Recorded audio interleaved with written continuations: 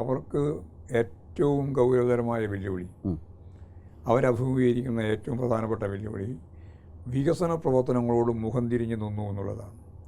അവരത് രാഷ്ട്രീയ തീരുമാനത്തിൻ്റെ ഭാഗമായിട്ട് കേരളത്തിലെ ഇടതുപക്ഷ ജനാധിപത്യ മുന്നണി നടത്തിക്കൊണ്ടിരിക്കുന്ന വികസന പ്രവർത്തനത്തിൽ പങ്കാളികളാവണ്ട. പിന്നെ വികസന വിരുദ്ധ നിലപാടാണ് അവർ എടുത്തുകൊണ്ടിരുന്നത്. ഈ ഗവൺമെൻറ്റുള്ളപ്പോൾ ഒരു വികസനവും കേരളത്തിൽ ഉണ്ടാവേണ്ടതില്ല എന്നായിരുന്നു ആദ്യത്തെ ഒരു ധാരണ. അതവർ തുടർന്നു 10 കൊല്ലം.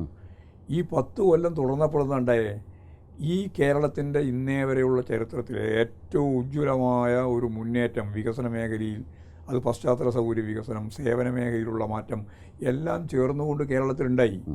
ഇവരുടെ എല്ലാം ബഹിഷ്കരണവും ഇവരുടെ എല്ലാം രാഷ്ട്രീയ തീരുമാനം ഒരു തരത്തിലും ഇതിനനുകൂലമല്ല, ഏത് വികസന പ്രവർത്തനത്തിന് ഞങ്ങൾ അനുകൂലമല്ല എന്ന് പറഞ്ഞുകൊണ്ട് തുടങ്ങിയവർക്ക് വികസനത്തെപ്പറ്റി ഈ തെരഞ്ഞെടുപ്പിൻ്റെ ഭാഗമായിട്ട് മുണ്ടാനാവുന്നില്ല.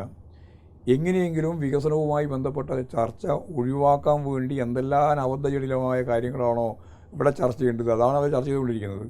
അപ്പോൾ യഥാർത്ഥ വെല്ലുവിളി എന്താ പറഞ്ഞാൽ കേരളം നേടിയ മുന്നേറ്റത്തെ, വികസനത്തെ, അത് ആ അർത്ഥത്തിൽ അവർക്ക് ഉൾക്കൊള്ളാൻ സാധിക്കാതിരുന്നതിൻ്റെ ഭാഗമായ വെല്ലുവിളിയാണ്, ജനങ്ങളുടെ വിചാരണയാണ് അവരെ അഭിമുഖീകരിക്കുന്നത്.